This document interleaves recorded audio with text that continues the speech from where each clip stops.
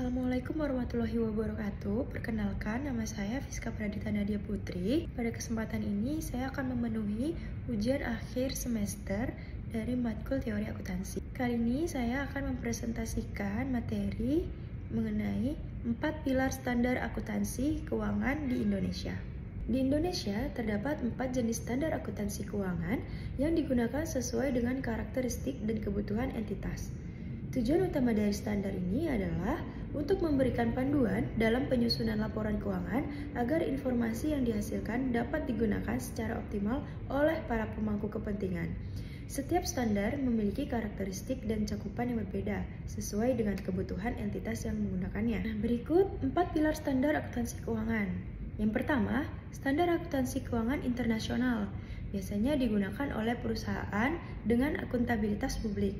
Yang kedua, standar akuntansi keuangan umum yang digunakan oleh perusahaan besar yang tidak terdaftar di Bursa Efek.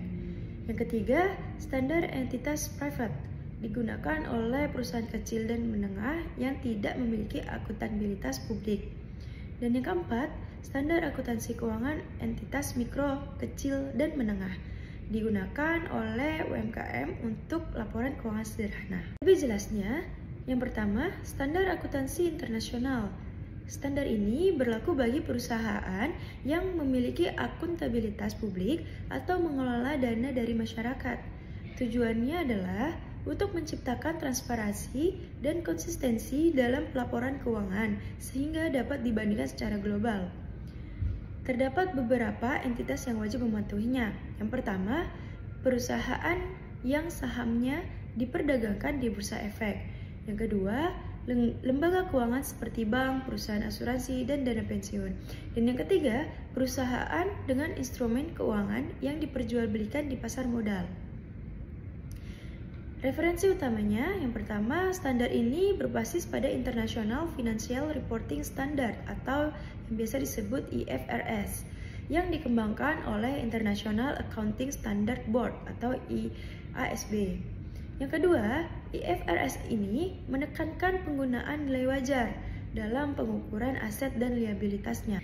Karena sifatnya yang berbasis prinsip, IFRS ini memberikan fleksibilitas dalam penerapannya, namun tetap mengharuskan entitas untuk menyajikan informasi keuangan yang andal dan relevan.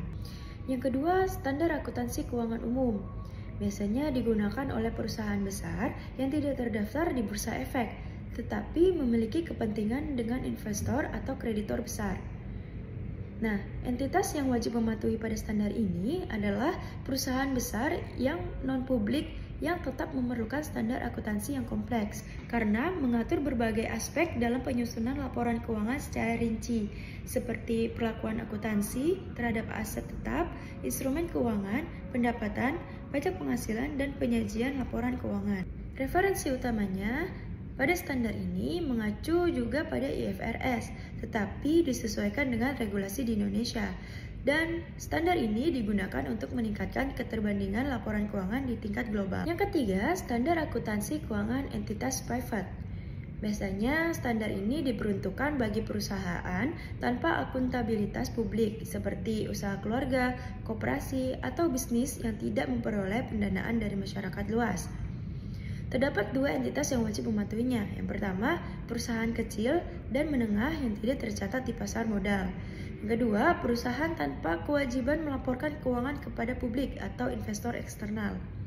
Referensi utamanya pada standar ini tidak berbasis langsung pada IFRS, tetapi lebih sederhana dibandingkan standar akuntansi keuangan umum.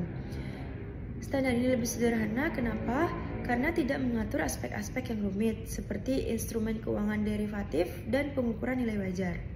Dan tujuan utamanya adalah memberikan fleksibilitas bagi entitas kecil dalam penyusunan laporan keuangan dengan biaya yang lebih rendah. Yang keempat, standar akuntansi keuangan entitas mikro, kecil, dan menengah. Standar ini yang paling sederhana, digunakan khusus untuk usaha mikro, kecil, dan menengah. Ada beberapa entitas yang wajib mematuhi. Yang pertama, UMKM yang tidak memiliki struktur keuangan kompleks. Dan yang kedua, pelaku usaha yang tidak memerlukan laporan keuangan untuk kebutuhan internal dan perpajakan. Referensi utamanya pada standar ini tidak mengacu pada IFRS. dan fokus pada penyajian laporan keuangan yang sederhana seperti neraca dan laporan laba rugi. Selanjutnya, standar akuntansi keuangan di Indonesia ini menggunakan IFRS atau US GAAP ya. Apa sih US GAAP ini? US GAAP adalah standar akuntansi yang digunakan di Amerika Serikat dan lebih bersifat aturan dibandingkan prinsip. Di Indonesia sendiri lebih banyak mengacu pada IFRS dibandingkan dengan US GAAP. Terdapat beberapa keunggulan IFRS bagi Indonesia. Yang pertama, memudahkan akses ke pasar modal global. Yang kedua, meningkatkan transparansi dan keterbandingan laporan keuangan. Dan yang terakhir, mempermudah investasi asing. Dengan beberapa keunggulan IFRS tersebut, penerapan IFRS di Indonesia juga bertujuan untuk meningkatkan daya saing perusahaan lokal di pasar global dengan memungkinkan mereka untuk menyusun laporan keuangan yang dapat dengan mudah dipahami oleh investor asing. Selanjutnya, terdapat tabel perbedaan utama antara IFRS dan US GAAP. Dapat kita lihat perbedaan yang pertama dari pendekatannya. IFRS sendiri menggunakan berbasis prinsip, sedangkan US GAAP menggunakan berbasis aturan. Perbedaan yang kedua pada penggunaan fair value-nya. Pada IFRS, penggunaan fair value-nya menekankan pada nilai wajar untuk pengukuran aset dan liabilitas. Sedangkan US GAAP lebih banyak menggunakan historical cost. Perbedaan yang ketiga pada fleksibilitas. Pada IFRS sendiri lebih fleksibel dalam penerapan standarnya, sedangkan US GAAP lebih ketat dan spesifik dalam aturannya. Perbedaan yang terakhir pada pengakuan pendapatan. Pada IFRS, pengakuan pendapatan standarnya berbasis prinsip umum dengan 5 langkah utama. Sedangkan US GAAP memiliki banyak aturan spesifik untuk berbagai industri. Dari keempat standar akuntansi keuangan yang sudah dijelaskan sebelumnya, apakah satu standar cocok untuk semuanya? Jelas jawabannya tidak. Terdapat beberapa alasan. Yang pertama, perbedaan skala dan kompleksitas perusahaan. Dan yang kedua, biaya implementasi standar akuntansi yang tinggi bagi UMKM. Dan alasan yang terakhir, yaitu kebutuhan pemakai laporan keuangannya yang berbeda-beda. Nah, apa sih dampaknya jika satu standar diterapkan untuk semuanya? Yang pertama, dampaknya pada UMKM akan kesulitan menyusun laporan keuangannya karena keterbatasan sumber daya dan biaya. Dan yang kedua, investor besar akan kesulitan menganalisis perusahaan kecil jika laporan keuangan mereka terlalu kompleks. Dan yang terakhir, perusahaan tanpa akuntabilitas publik akan mengalami beban administratif yang tidak perlu. Dapat ditarik kesimpulan, Indonesia memiliki 4 standar akuntansi keuangan sesuai dengan jenis dan ukuran perusahaan. Ada standar akuntansi keuangan internasional, standar akuntansi keuangan umum, standar akuntansi keuangan entitas tanpa akuntabilitas publik, dan yang terakhir standar akuntansi keuangan entitas mikro, kecil, dan menengah. Indonesia sendiri mengacu pada IFRS dengan beberapa penyesuaian lokal.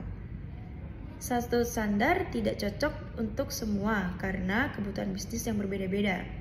Standar akuntansi keuangan bukan hanya aturan teknis, tetapi juga alat penting dalam pengambilan keputusan bisnis dan investasi. Sekian presentasi dari saya, kurang lebihnya mohon maaf.